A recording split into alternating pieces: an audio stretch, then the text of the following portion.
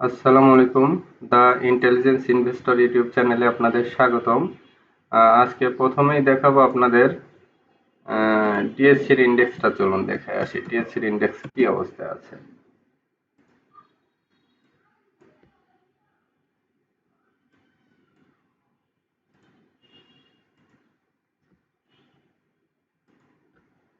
এই যে ডিএসসির ইন্ডেক্সটা 57 টাচ করে এখানে একটু স্লো আছে। দিন শেষে আমার মনে হয় আরেকটু বাড়বে এবং বাড়তি অবস্থায় ক্লোজ করতে পারে। তো এই যে রেজিস্ট্যান্স কিন্তু আস্তে আস্তে ব্রেক হয়ে যাচ্ছে। সো এটা খুবই পজিটিভ মার্কেটের জন্য। আর চলুন দেখে আসি প্রতিদিনের মতো আজকে টপ 20টা দেখে আসি। টপ 20তে প্রথমেই আছে বেক্স ফার্মা। এই যে আপনাদের বলা হয়েছিল বেক্স ফার্মাটা অথবা স্কয়ার ফার্মা কিনবেন। তো বেক্স ফার্মা স্কয়ার ফার্মা দুইটাই ট্রেন্ডে আছে, তার ভিতরে বেক্স ফার্মাকে বেশি জোর দিয়েছিলাম। দেখেন গতকালকে 141 ছিল, আজকে 146। আমি যেদিন নোট দিয়েছি সেদিন কিন্তু 132-এর দিন। তো সব ট্র্যাকের বাইরে সব আছে। অনেকে অনেক শেয়ার নিয়ে পড়ে আছেন। আমি হঠাৎ করে বেক্স ফার্মা বললাম। এই যে অ্যানালাইসিসের মানুষের থেকে আমার অ্যানালাইসিস গুলোর ডিফারেন্স বুঝতে পেরেছেন? যে আমি বেক্স ফার্মা বলেছি, আমি রেনেটা বলেছি। এই যে রেনেটা হচ্ছে এখানে চলে এসে সিরিয়ালে 447 ছিল, কত 420-এর দিন বলেছিলাম, বলেছি এটা 480-90 যায়। আস্তে আস্তে ধীরে ধীরে রেনেটা ডেভেলপ হচ্ছে। সিমটেক্সের কথা জোর দিয়ে বলেছিলাম। সিমটেক্স এই যে দেখেন, সিমটেক্স কি ভালো প্রফিট পাবেন। এখন আমি যেগুলা স্টকস জোর দিয়েছি দেখেন কয়টা স্টকস আছে এখানে। বেক্স ফার্মা আছে, রবি আছে। রবিটা এখনো প্যারালাল, কোনো ট্রেন্ড নাই, কিন্তু এই যে এখানে 3 নম্বরে অনেকে সাজেস্ট করে স্টকস আছে, কিন্তু দেখেন ডাউন হয়ে আছে, আরো ডাউন ট্রেন্ডে। কেডিএস বলেছিলাম কি, কেডিএস 49-এর দিন বলেছিলাম যে কেডিএস অনেক দিন এই লেভেলে ঘোরাঘুরি করতেছে, হঠাৎ করে ব্রেক হলে এটা একটা গেম হতে পারে। তো কেডিএস এ যে আজকে দেখেন মোটামুটি বাড়ছে। সিমটেক্সটা এখান থেকে অনেকদিন পরে ট্রেন্ডে আসছে, তো এই ট্রেন্ড কিন্তু থামাইতে পারবে না। এটা মোটামুটি দেখবেন যে 7 টাকা, ওই যে বলেছি 34 টাকার মতো যায়। তো এখান থেকে 3-7 টাকা এখনো প্রফিটের সম্ভাবনা আছে। বাড়ছে তো মাত্র 2 টাকা, কিন্তু এখনো 7 টাকা থেকে 8 টাকা প্রফিট পাবেন এখানে। ট্র্যাকের বাইরে থেকে হঠাৎ করে সিনো বাংলা ঢুকেছে। সিনো বাংলার গ্রাফটা আপনাদের দেখাবো। ন্যাশনাল ফিড তো একই লেভেলে আছে। খান বাদার্সটা কি আরো কমে যাচ্ছে। খান বাদার্সটা কমলে ডাউন ট্রেন্ড ক্লিয়ার করে যেখানে ঘুরবে সেখান থেকে এই শেয়ারটি নেবেন। আইপিডিসি এখনো ঠিক আছে, বিডি থাইও ঠিক আছে, ট্রেন্ড স্ট্রেংথ ঠিক আছে। দিন শেষে দেখবেন এই দুইটা শেয়ারই কি করবে, বাড়ায় ফেলবে। যেহেতু এখন স্লো আছে। বিএসসিটা আপনাদের বলেছিলাম খুব জোর দিয়ে, দেখেন বিএসসিটা আস্তে আস্তে এখান থেকে কিন্তু ওই যে 120 টাকা বলেছি তাই হবে। রেনেটাটা বলেছিলাম। সবগুলা স্টক মোটামুটি যে কয়টা সাজেস্ট করেছি সবগুলা দেখেন মোটামুটি ভালো অবস্থান আছে। আমি ওই যে একটা শেয়ার নিয়ে দীর্ঘকাল পড়ে থাকবো, ভালো না হলেও শুধু আপনাদের কিনায় কিনায় ভালো করার চেষ্টা করব, এইভাবে কিন্তু মার্কেট ভালো হয় না। আপনি কয় টাকা শেয়ার কিনতে পারবেন?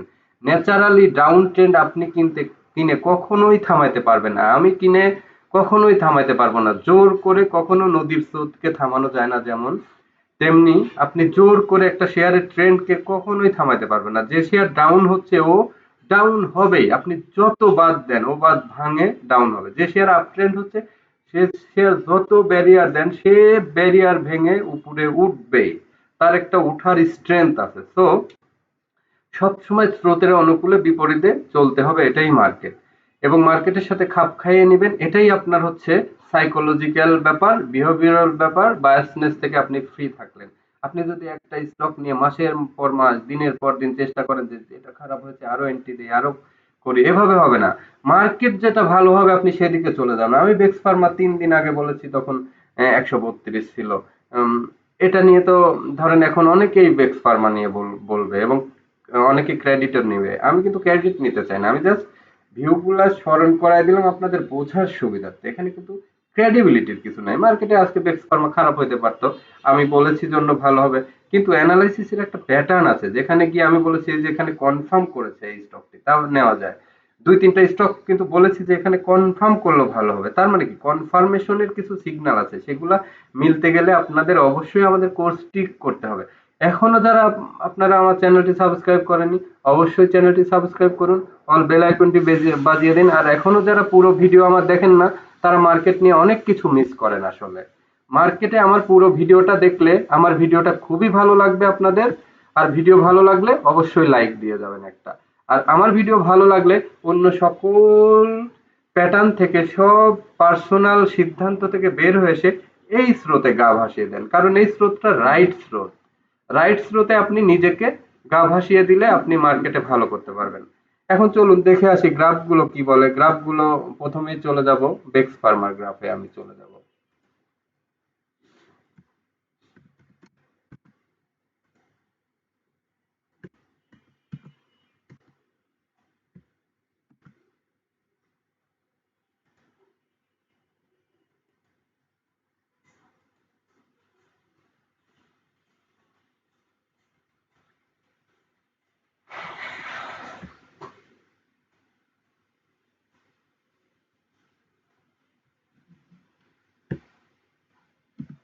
বেক্স ফার্মার চার্ট দেখে আসি চলুন। এই যে বেক্স ফার্মা 149 উঠেছিল। আমি কোথায় বলেছিলাম, আমি যে এ, বলেছিলাম কোথায় সেটা আপনাদের দেখে আসি অন্য একটা চার্টে। আমি যেদিন বলেছিলাম সেদিন 132 টাকা ছিল। এই যে এইখানে এইখানে যখন ব্রেকআউট নেয় তখন কিন্তু আমি বলেছিলাম যে 131-32 এখানে কিনেন শেয়ারটি। তাহলে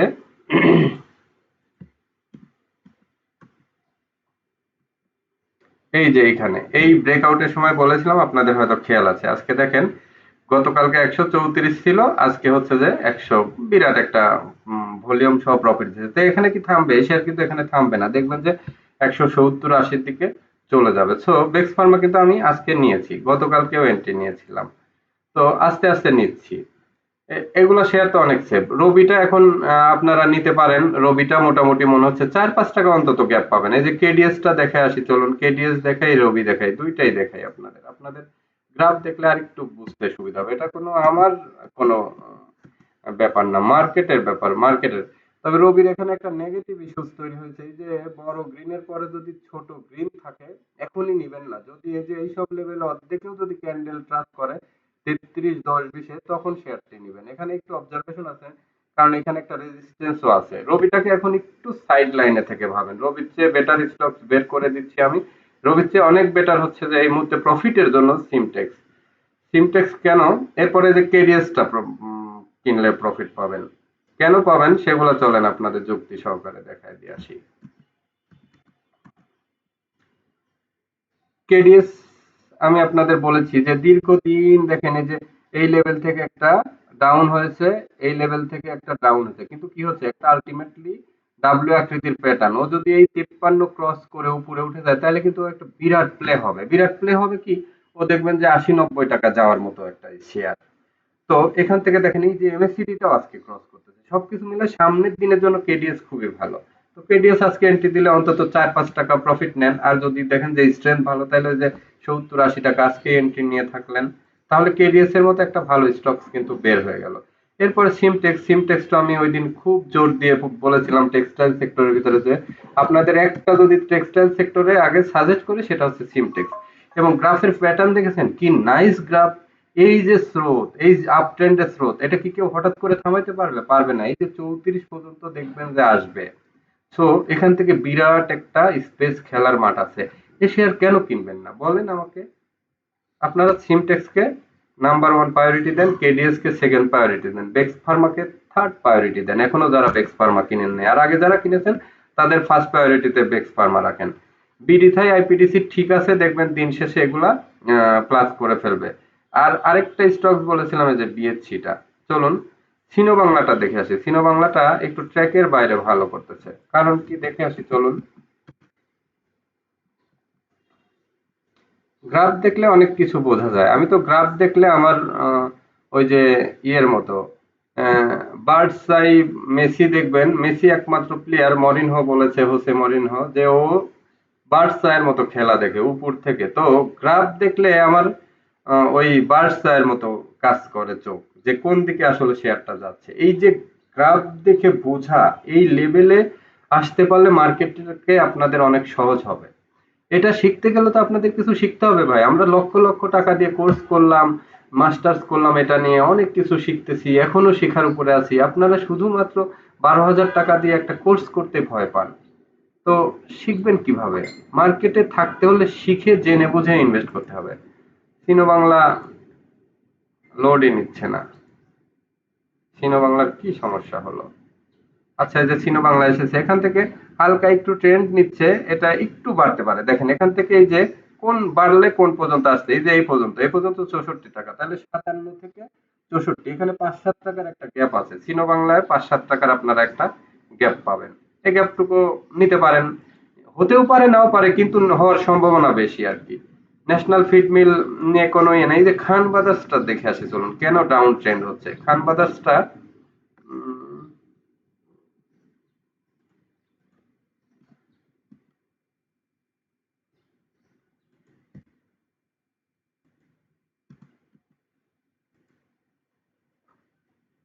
খান ব্রাদার্সটা এই যে আজকে দেখেন, গ্রাফটা ভালো বোঝাই যাচ্ছে না এখানে। খান ব্রাদার্সটা ডাউন হয়ে একদম ডাউনে এসে যখন ঘুরবে তখন কিনবেন। খান ব্রাদার্স নিয়ে এখন কোনো আহ, কিছু দেখার দরকার নেই। যখন আর ডাউন হয়ে ঘুরবে আমি তখন আপনাদের সিগন্যাল দিব। আইপিডিসি ঠিক আছে, বিডিথাই ঠিক আছে। এরপরে এশিয়াটিক ল্যাব নিয়ে তো ডিনাই করতে বলেছি। ব্যাংক নিয়ে আমার কোনো ফ্যাসিনেশন নাই। আর ড্যাফোডিল যেহেতু এখানে বাড়তে পারতেছে না, স্লো, ওই যে আপনারা বলেছিলাম ব্রেকআউটের পরে 49-এর পরে 62, যাদের প্রফিট আছে কিনেছিলেন তারা সেল করে দেন। ড্যাফোডিল আমার এখন আর সুবিধার লাগে না। বিএসসিটা বলেছিলাম, স্কয়ার ফার্মা বলেছিলাম, এখন বিএসসি স্কয়ার ফার্মা চলুন দেখে আসি।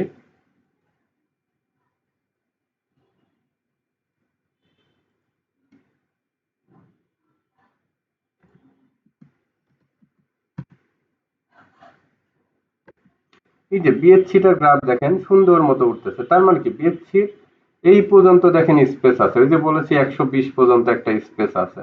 তো এখন 112, 1280 এই লেভেলে এন্ট্রি দিলে স্বাভাবিকভাবে 8 টাকার একটা প্রফিট ইজিলি পাবেন। তো বিএসসিটা এন্ট্রি দেওয়া যায়। এখন স্ট্রেংথ যেগুলো যেদিকে ফান্ড যাচ্ছে সেই দিকেই নিতে হবে শেয়ার।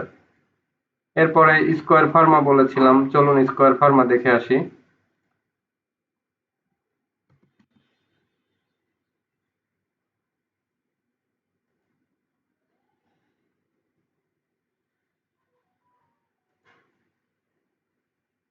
এই যে স্কয়ার ফার্মা, এখান থেকে দেখেন 234 পর্যন্ত একটা স্পেস আছে, কিন্তু এ পর্যন্ত আসবে, মানে আসার মতো একটা প্যাটার্ন। তারপরে চলুন দেখে আসি রেনেটা। রেনেটা কোথায় বলেছিলাম খেয়াল আছে? এই যে এই দিন যেদিন ব্রেকআউট নেয় 420 লেভেল, আজকে অলরেডি কিন্তু 453 প্লাস হয়ে গেছে। এই তো এটার কি স্পেস আছে? 490 পর্যন্ত আসার মতো কিন্তু স্পেস আছে। সময় নিলে নিতে পারে, কিন্তু এই পর্যন্ত আসার স্পেস আছে। এবং দেখেন এইখান থেকে যদি ধরেন একটা লম্বা ডাব্লিউ আকৃতির প্যাটার্ন, আর ডাব্লিউ আকৃতির প্যাটার্ন মানে রিভার্স প্যাটার্ন। আর রিভার্স প্যাটার্নের ওর লেন্থ কোথায়? অন্তত রেজিস্ট্যান্স পর্যন্ত 527 পর্যন্ত আছে। আর রেজিস্ট্যান্স ক্রস করলে তার মানে কি ওইখানে কিন্তু থামবে না। ডাব্লিউ আকৃতির প্যাটার্ন যেহেতু ওইখানে আসবে, 527 আসলে কি রেজিস্ট্যান্স ক্রস করবে। তাহলে এইসব লেভেলে এন্ট্রি দিলে একদম এখনো কমে আছে, ক্রস করলে দেখবেন যে অনেক বেশি বাড়তে পারে। তো চলুন চলে যাই এখন সামারিতে। সামারিতে কোনটা কোনটা আপনাদের বাই সাজেস্ট? অবশ্যই বেক্স pharma buy suggest, KDS buy suggest, Simtex buy suggest. সিমটেক্সকে আমি 1 নম্বরে দিয়ে রাখলাম আপনাদের বাই সাজেস্ট হিসেবে। আর আইপিডিসি বিডিথাই এখনো হোল্ড করেন, ড্যাফোডিলটা সেল করে দেন, বিএসসিটাও বাই সাজেস্ট। এই কয়টা বাই সাজেস্ট দিলাম আপনাদেরকে। স্কয়ার ফার্মাও কিনতে পারবেন তো, কিন্তু এতগুলো শেয়ার তো কিনতে পারবেন না। রেনেটা কিনতে পারেন, রেনেটা। তারপরে বেক্স ফার্মাটা বেশি স্ট্রেংথ নিয়েছে এবং সিমটেক্সটা বেশি স্ট্রেংথ নিয়েছে। কেডিএসটারও স্ট্রেংথ আছে। তো এটুকুর ভিতরে আপাতত থাকেন। আর বিএসসি নিতে পারেন, বিএসসির মোটামুটি একটা এই কটা শেয়ার আপনাদের হাইলাইটস করে দেখাই দিলাম। এই কটার মধ্যে চিন্তা ভাবনা রাখেন। এর বাইরে তো আপনাদের চিন্তা ভাবনা করতে হচ্ছে না তাহলে। এবং কোনটা কারেকশন হবে, কোনটা বাড়বে, কোনটা কি হবে, সমস্ত কিন্তু আমার লাইভে দেখাই দিয়েছি। সো আপনারা এই যে বারবার বিভিন্ন শেয়ার নিয়ে প্রশ্ন করেন, পুরা লাইভ একবার মনোযোগ দিয়ে 50 মিনিটের ভিডিওটা দেখবেন, কোন শেয়ার রাখবেন, কোন শেয়ার ছেড়ে দিবেন, কোনটা নতুন করে কিনবেন। ফান্ড ফ্রি করেন, ভালো শেয়ারে থাকেন। ডাউন ট্রেন্ডে শেয়ারে থেকে ফান্ড কমায় কোনো লাভ নেই। আবার আরেকটা ব্যাপার আছে, অনেক কমে গেছে, তখন একটু হোল্ড করাই ভালো। বেশি লস রিকভার হয় না। বেশি লস হয়ে গেলে তখন হচ্ছে একদম সর্বনিম্নে, যখন বুঝতে পারবেন যে এখন শেয়ারটা সবচেয়ে নিচে আসছে, সাইকেল আবার আপ হচ্ছে, তখনই ইনভেস্ট করবেন না। যেদিন দেখবেন যে আবার ওই সাইডে, ধরেন টেক্সটাইল সেক্টরের একটা সিমটেক্সি কিনেছেন আপনি, কখনো 30 টাকায় কিনে রেখেছেন, তো হঠাৎ করে দীর্ঘদিন দেখলেন যে 22 24 এখানে ঘোরাফেরা এই স্টেজে কিনবেন না। কিনবেন কখন? এই যে এখন এসে আপ ট্রেন্ড হচ্ছে, তাইলে আপনার 30 টাকায় 27 টাকায় এসে এভারেজ করবেন। তাহলে কি গতির উপরে আপনার এভারেজ 29 টাকা আসলে আপনি গতির উপরে 30 টাকা আবার প্রফিট পাবেন। লস তো কভার হবে, প্রফিট পাবেন। যখন একটা শেয়ার বেশি কমে যাবে তখন সেটা সেল করে লস নিলে এই লস কখনোই রিকভার করতে পারবেন না। সেই ক্ষেত্রে এভারেজ করবেন, কিন্তু এভারেজের ভিতরেও আপনার একটা স্মার্টনেস থাকতে হবে। কোথায় কখন এভারেজ করবেন সেই টাইমিং গুলো আপনাদের সিলেকশন করতে হবে। তো আজকে ভিডিও এই পর্যন্তই। সবাই ভালো থাকবেন, শুভকামনা থাকলো আজকের দিনের জন্য। আল্লাহ হাফেজ।